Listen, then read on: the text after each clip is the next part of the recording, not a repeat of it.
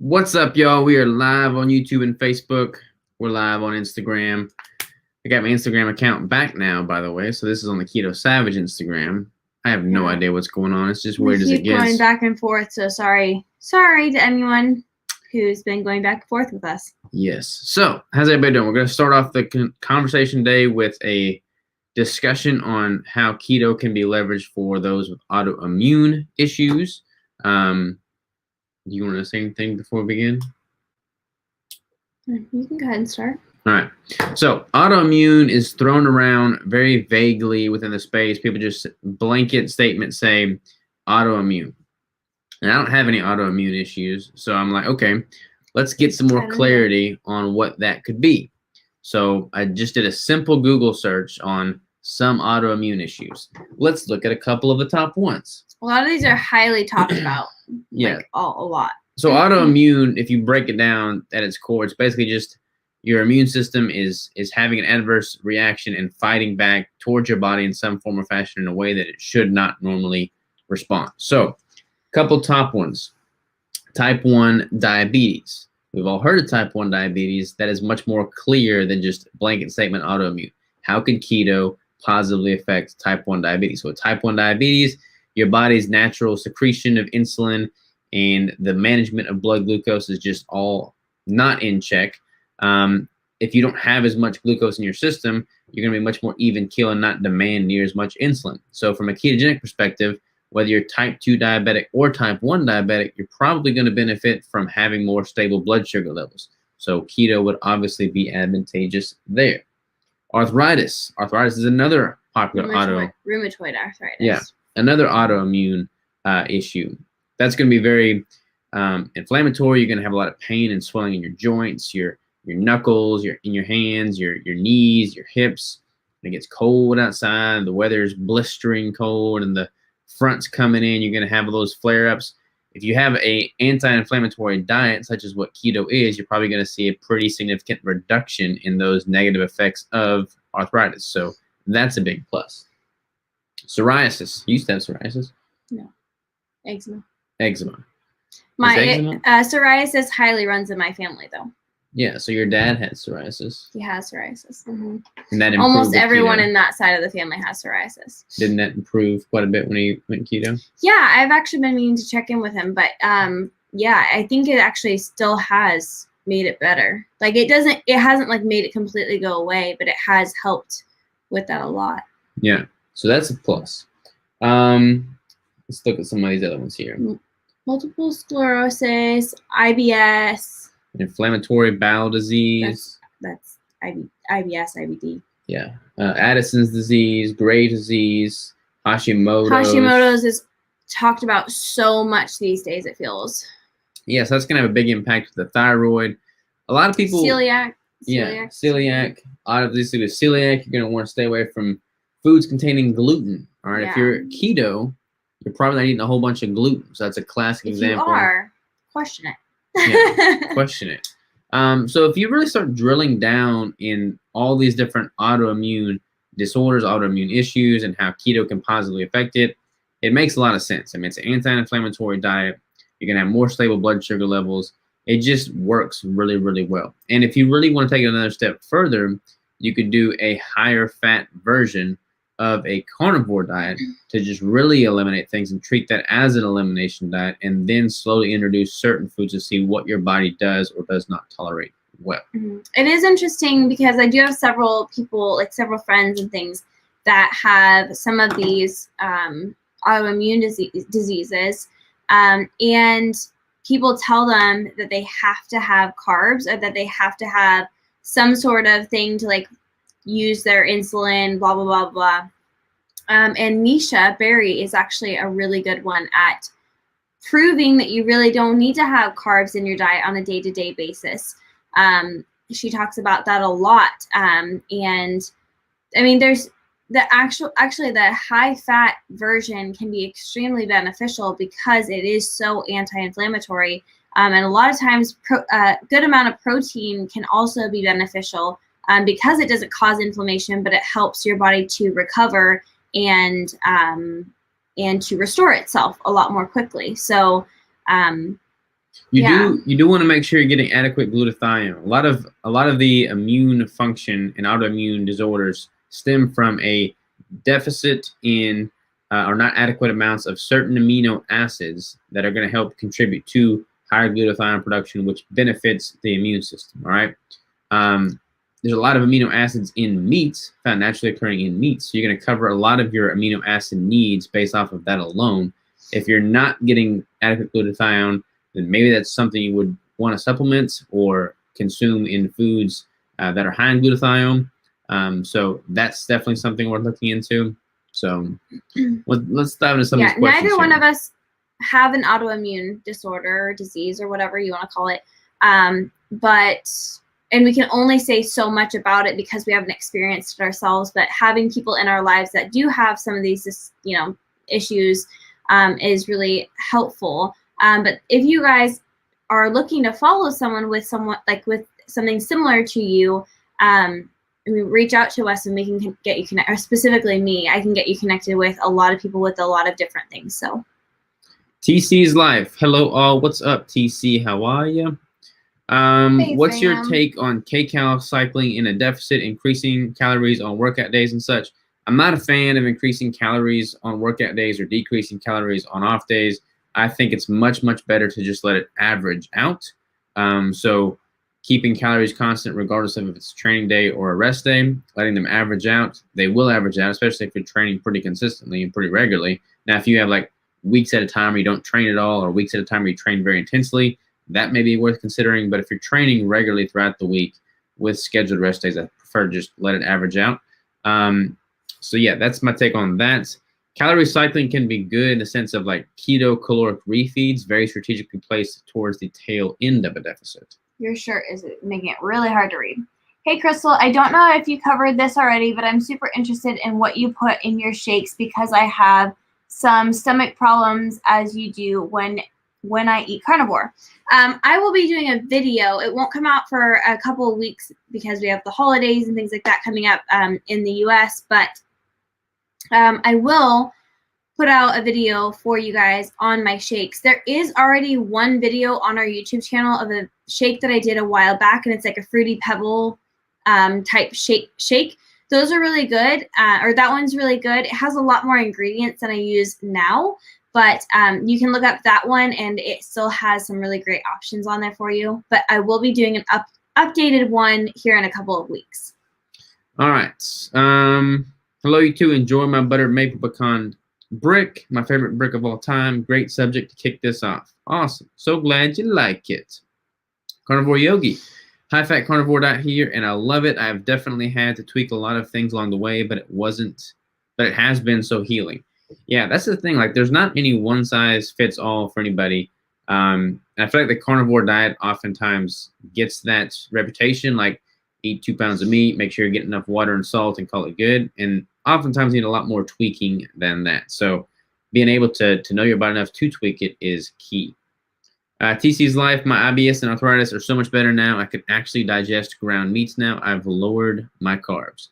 Yeah, no need for the carbs. That's just noise in the equation. Yeah, it also, like, a lot of people have, like, there's IBS-C or IBS-D, and depending on which one you have, actually removing fiber from your diet can be really helpful. And with either one of those, incorporating magnesium can help either bring water into your intestines or actually help release the water from your intestines so you're not either constipated or having diarrhea.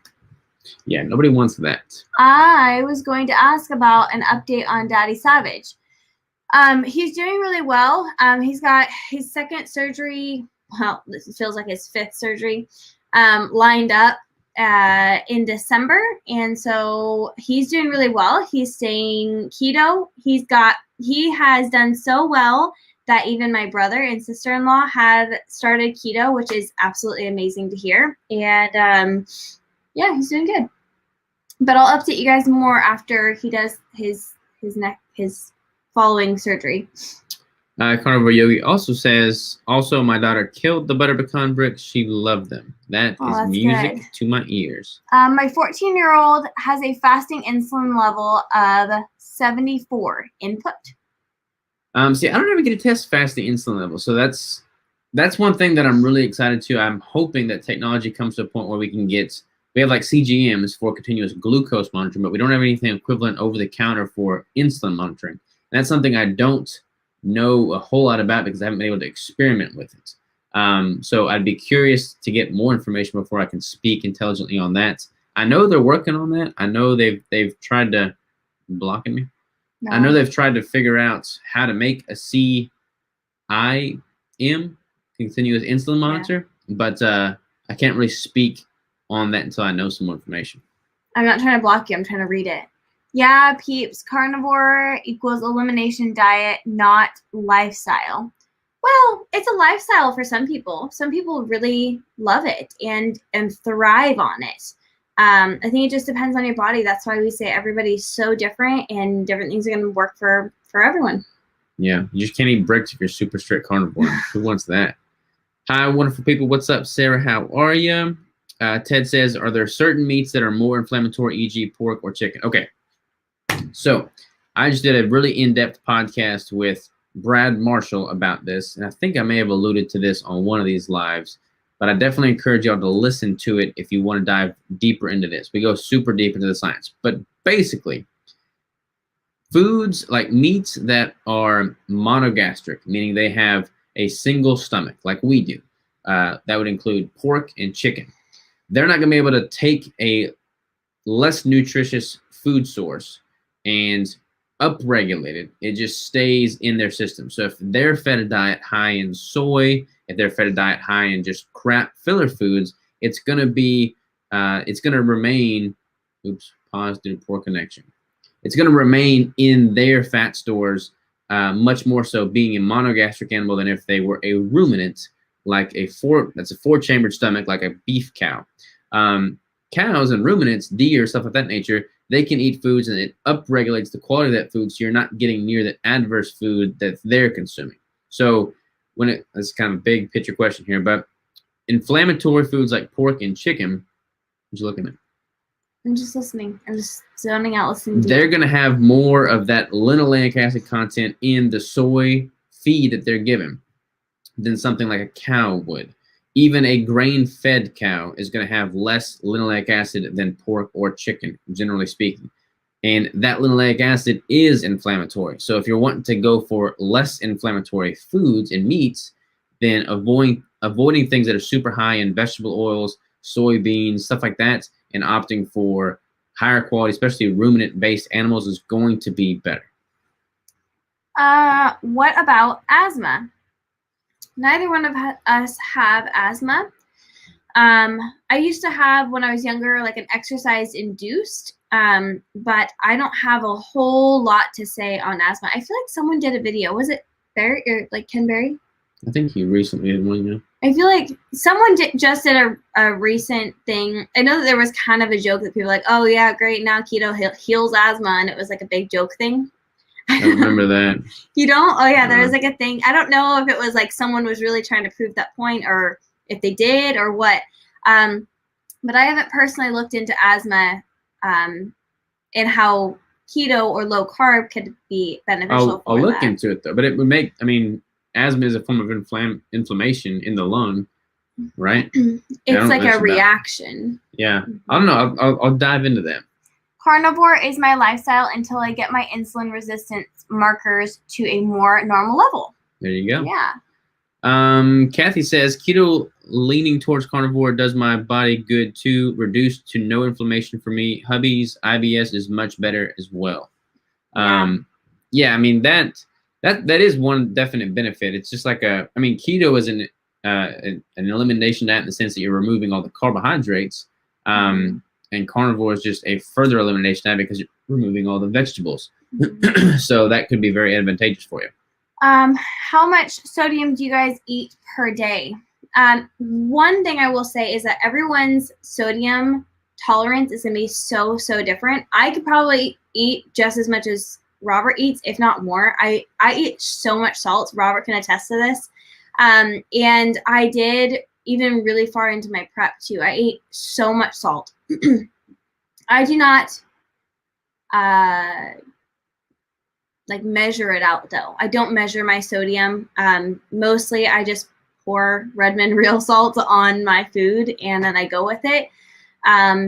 But I've been doing it long enough to where I know if I ate too much salt one day, I'm going to weigh more the next day. If I didn't eat enough, I might get a headache or something like that. But I do not measure mine anymore. I don't even remember what it was when I was measuring it. And your body's ability, like you have an uncanny ability to adjust to equilibrium. So like if you are normally eating, like I normally eat about 4,000 or 5,000 milligrams of sodium a day. If I spent a week at 8,000 milligrams of sodium a day, I'd gain some water retention those first couple of days, but then my body would reestablish that as the new equilibrium set point, and then everything would just upregulate to that point. I probably want to increase my potassium a little bit to follow suit, but your body is able to reestablish a new equilibrium at whatever intake you're consuming, as long as it's within reason, and you give it enough time to establish that equilibrium. And how much you're exercising and how much water you're having with the sodium too. Jessica says, I tested glucose response for artificial sweeteners and never had a spike, but they absolutely keep me fat. Insulin response still happening. Yeah, that's a really good point here. So there's something called the cephalic phase of insulin response, which is basically you can have something very sweet on your tongue, for instance, and you're still sending a signal to your brain that you're ingesting something very, very sweet, and your brain sends a signal to your body to excrete insulin. So even if you're not getting a blood glucose response from a lot of these sweeteners, that doesn't mean you're not getting an insulin response. So I think that is very key. A lot of people will have a ton of insulin or a ton of sweeteners. They'll test their blood glucose levels, they'll test their ketone levels, and they'll just say, okay, all is good, nothing's happening. But if you were able, this is why I want to get a continuous insulin monitor, or at least an insulin monitor, so that I can see real time how things are being impacted from the sweetness alone. Tina says, if I'm coming out of reverse dieting, how quickly do you drop calories? I don't want to shock my system. If you're coming out of reverse dieting, how quickly do you drop calories? My question would be, sorry, the dog's barking. Why would you want to drop calories after your reverse diet? So the reverse diet is intended to bring calories back up after being in a deficit. You don't want to go right back into another deficit. After reversing up, you kind of want to stay at maintenance, or even better, at a surplus for a bit of time. So why would you want to start dropping? Jessica says, I was doing keto chow drops in my water just as advised and felt fine, but the moment I stopped using them, my face and body dropped swelling. I didn't even know I had. Crazy. Yeah, so I'm not sure what your level, your total sodium, potassium intake was at that time. It also is going to be dependent on how much water you're taking in. So there's a pretty big bit of variability in how much water you're consuming, how much potassium, how much sodium. So if you were not consuming enough water, but you're taking a bunch of keto chow, you may have had more inflammation, you know? So if you drop that, maybe that was more in line with your water intake as well. Yeah, also, sometimes we have to allow our bodies time to adjust to those electrolytes. Sometimes you need more and sometimes you need less. It really depends on the individual. I had a client who continued to increase sodium and potassium and was feeling a little bit better, and then all of a sudden her body completely changed and we dropped it and then she felt better, and it was just like we loaded her up and then we dropped back to a maintenance level of electrolytes, and that was really helpful. Sarah says, I get asthma from dust allergies, other environmental. Seasonal allergies used to be a big problem. If I keep my histamine response under control, the seasonal allergies are controlled. If I have a mast cell histamine reaction, the environmental allergies are super magnified. Hope that helps. Mm-hmm. Yeah, it's like you can't really pinprick one thing and say this is a standalone thing. It's all kind of, symbiotic in nature. I keep using that word symbiotic, but like everything in your body is like interconnected. Even without outside environmental factors. So it is crazy to see how much it impacts everything else. Says thank you. Thanks for the DM. Thanks for DMing me an update. It really means a lot. Absolutely. Mike says, and the sweeteners make you want to eat something sweet and bad for you. Yeah, sweeteners, like most sweeteners make me want to eat more sweeteners. So that's just not good. Like I don't want to eat things that are likely going to result in me craving things that aren't really moving me in the right direction towards my goals. So I don't really eat a bunch of sweeteners. I will say that it's really beneficial. It's really helpful, I should say, for people who are just beginning their keto journey or low carb journey.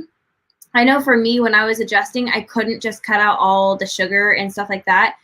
So I did cut out all the sugars, but for me to be able to replace it with an artificial sweetener was a really good stepping stone. And now I like really don't need any sweeteners at all. I don't need them at all.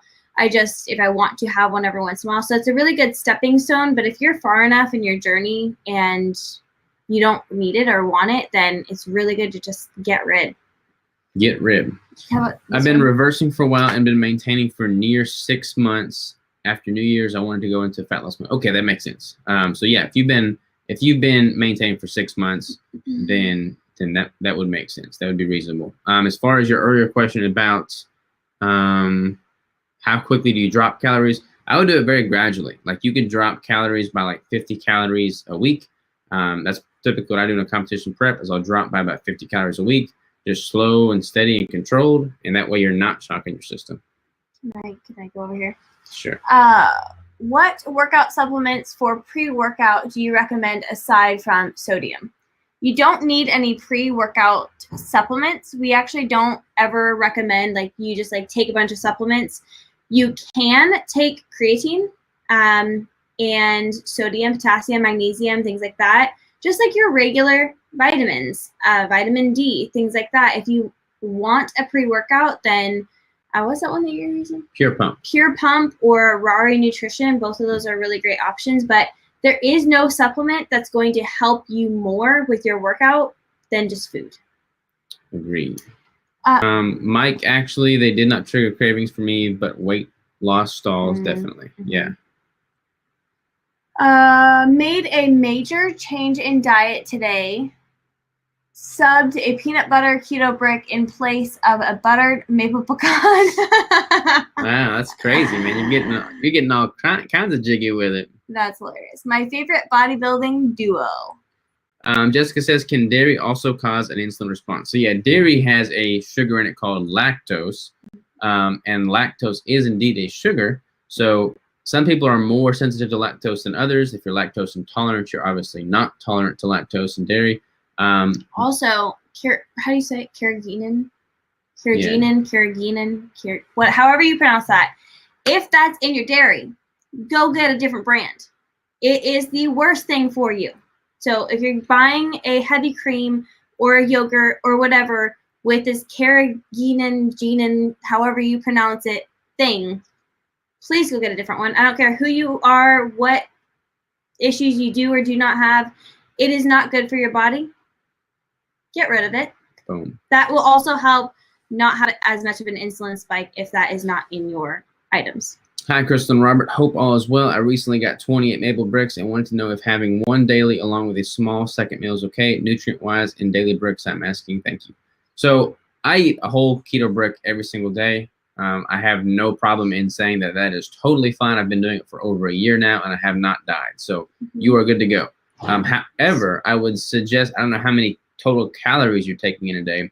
The majority of my calories in a day are not coming from the keto brick. I typically eat 3,000 calories a day. The keto brick is 1,000 calories. If you're only eating 1,500, for instance, you wouldn't want to make 1,000 calories a keto brick and 500 something else. I always recommend prioritizing nutrient-dense whole foods first and foremost, and then using the keto brick in addition to that. And also, there's about 30 grams of protein per keto brick. So you're probably going to want something within that meal that has a lot more protein in it as well to make up that goal.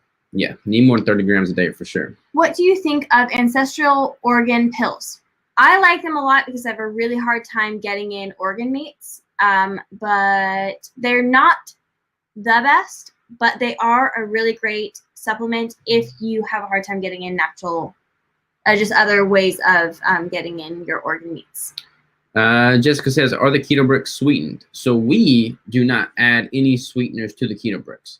There is sweetener there's stevia and monk fruit in the protein that we use in the Keto Bricks. Mm-hmm. So there's no added sweeteners on our part, positive poor connection. But when you take into account how much protein powder is in the brick compared to the other, ingredients, and you like ingest that and then average that over the course of a day, you're not really getting much sweetener in that 1,000-calorie brick. And it's not really going to elicit a glucose response. And again, I would know more if I had an insulin tester, but I don't imagine it's resulting in an insulin response either, because I'm not getting any crash. I'm not getting any lull in energy. The things that are normally indicative of an insulin response, I'm not getting from the bricks. Robert Crystal, I caught you live. Thank you. I'm doing 1,700 calories, but a whole brick is just so dang good. Yeah. I mean, if you're only doing 1,700 calories, I'd try and get that calorie count up a little bit. Probably. It's pretty low. But I would do like half a brick and then a bunch of food, like some ground beef, some eggs, something like that. Mm-hmm.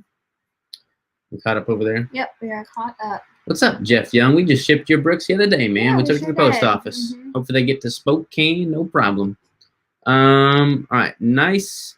Totally going to check out the flavors now. Yeah, let us know what you think. We would love to hear your feedback. Yeah, there are, everyone's going to have their own opinions of, the sweetness level and stuff, but there are some people that are like, this is way too sweet. And it's funny because we don't add any sweetener to the product. But then there's some people that are like, this isn't sweet enough. And again, we don't add sweetener to the product because we don't want to be the cause of someone to want to go have more sweetener. It was primarily made for the athlete in mind and as a performance bar, and just happened that everyone else was really enjoying it as well.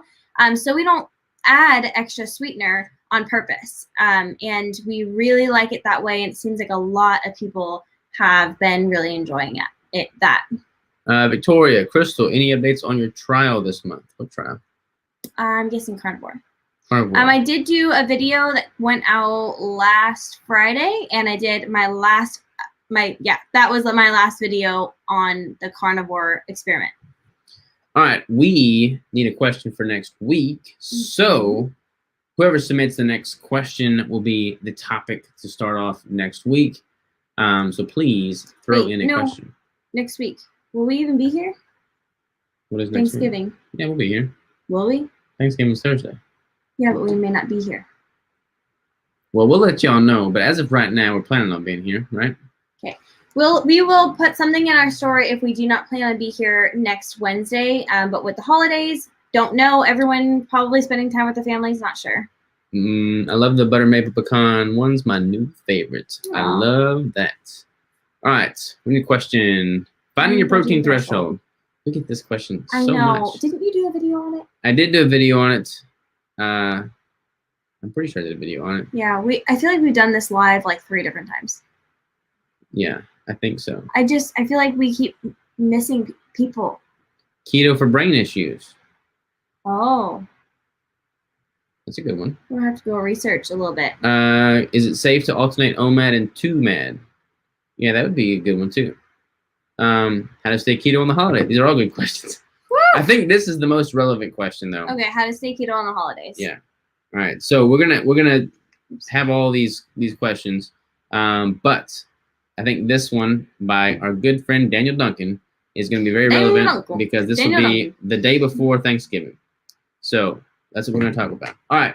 Y'all have a wonderful, wonderful, wonderful day, and we will talk to y'all soon. By the way, if you are curious about, someone did say that we have done the protein threshold one, and you did do a video on it. But the video is either on our YouTube or the live at 5 that we did will have the topic being protein threshold as well. If you guys want to go back and look at any of those too. Boom, check the boom. All right, y'all. Take care. Love you and adios. Toodaloo.